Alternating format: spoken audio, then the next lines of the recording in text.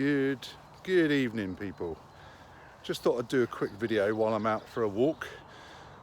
My son's playing cricket at the moment, so I'll take the opportunity to go for a nice walk in this sort of nice park area near where I live.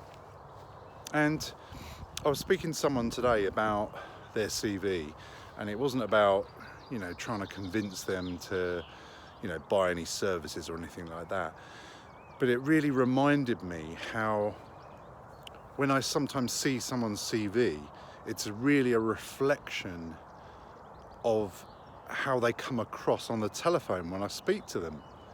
So it's not always the case, but so for example, this person, their CV is not bad at all. It's okay. There's no big howling mistakes in it. But after speaking with this person, I won't mention their name, of course, I could feel there was something missing in terms of confidence. And often I'll see a CV first and I think, yeah, it's okay, but it just doesn't have that bang. It doesn't have that woo. It doesn't have that ooh, whoa, whoa. It just doesn't have that real X factor. Right, and I'm not saying it has to be whizzy and bells and whistles and over the top, because that's just going too far. But what I think it does need to do, low battery, is sell yourself in the best way possible.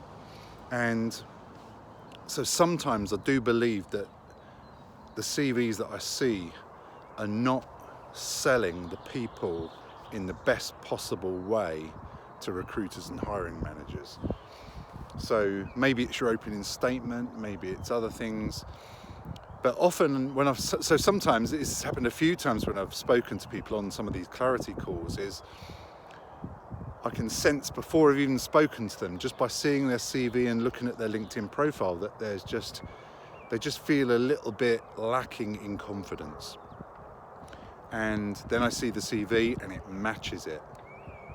So, of course, a good thing to do to try and flip that around and turn it to your advantage is, to get clear on what you are confident about or discussing, or what are you confident in showing a recruiter. And if you can get that down onto your CV, that you're confident in this skill set, or you've got this experience, or all the things you've done, because this person today told me stuff that wasn't clear on their CV that they'd done, or that they had those abilities or had that experience. So there was just that sort of mismatch, that misalignment. So if you can be clear on what you think you're good at, and articulate that onto your CV, especially onto page 1 of your CV, and then replicate that in LinkedIn. And then, of course, if you can replicate that confidence when you're in an interview situation, then obviously that's going to massively, massively help you. And, I'm talking, from experience of being someone who's been paralyzed with a lack of confidence in the past, especially, when growing up, or in late teens. And I remember some pivotal moments, and one of them was, being in a nightclub when I was like 18 with a friend of mine. And there's no way that I was going to go up to a group of girls, definitely not one girl, 100% never going to go up to a group of girls and try and initiate a conversation with them, as much as you can do in a nightclub. And my mate just said, we're going to go and talk to that group of girls over there. And I was like, but what if they don't want to talk to us? Or what if they tell us to F off? And he said, well, we'll just go on to the next one. It was like, phew. It was like, it's really that easy. And I don't know, something just clicked in that one moment, because I remember it vividly. And I just said, yeah, sod it, I'm going to do what he says. So he said, right, we're going to go over to those group of girls over there. And we went over to this group of girls, and we were chatting away, and And I don't know, I just got into this flow of talking and just being more chilled and pretending to be more confident, taking action, and just by pretending to be more confident, I became more confident. And I remember at one point just, I was in such a flow in this conversation that at one point I just said, I think a slow dance came on, on the dance floor, and I just said, right, which one of you ladies would like a dance now? And this girl was like, yeah, me. Not quite as enthusiastic as that, I'm sure, but it was just, I just remember it vividly, that it was just that confidence shift, that mindset shift. And if you analyze it further, I think it comes down to thought, then action, right? Because I had the thought that, yes, I'm going to do what my mate is telling me.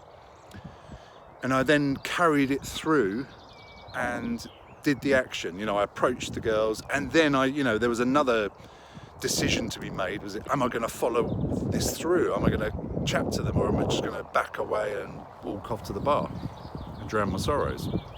And I didn't. So again, I made that decision, thought first, then action. And those couple of thought-action combinations, got me a result. It didn't quite give me a result, but you know what I mean. And another example of that again is relating to more recent times, is a couple of years ago, you probably saw that I did the skydive. And again, it's that taking action with something you want to do.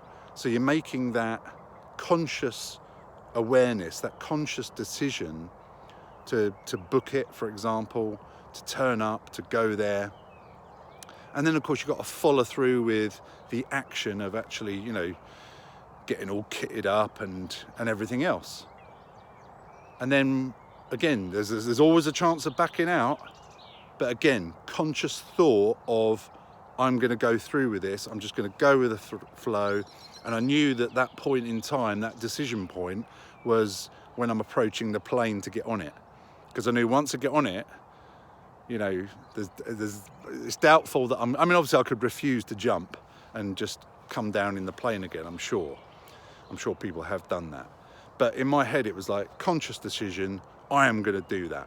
And again, another thing that I find helps me with confidence is if you think about the goal or the result that you're hoping to achieve. So for me, I've done a skydive in the past, a static line jump, and this was my first time doing a tandem from like 12,000 feet, for example. And I knew I could feel the feeling before I did the skydive of what I was going to feel like after I did it. And that thinking of the feeling that I was going to get, I knew that I was going to feel absolutely fantastic when it was done. And so that was, again, that little bit of ammunition, that little bit of, just gave me that little nudge of extra confidence to go through with it. So have a think about how that applies to your life in terms of confidence, and if it can help you. And also, if you're still struggling to find work, get interviews, get the offers that you want, just have another look at your CV and just think of it in terms of, does it convey the confidence that you have? If you've got lots of confidence and the CV doesn't match that, then there's a mismatch. Or if you don't have a lot of confidence and your CV is replicating that, then maybe that's an opportunity for you to improve your CV. And as I say, some people, they go through the process of improving their CV. They do the free advice, then the CV Express, then the CV Booster. And not only does it improve your CV, it improves your confidence because there's a mindset shift. So as always, reach out to me if you'd like help with your CV. If you want one of the free clarity calls so we can go through where you're at, maybe you've got issues with confidence or you're stuck somewhere, then reach out and it'd be an absolute pleasure to talk to you and have a chat. And if I can help you in some way, amazing. Okay, all the best. Have a fantastic rest of the week. Speak soon. Bye.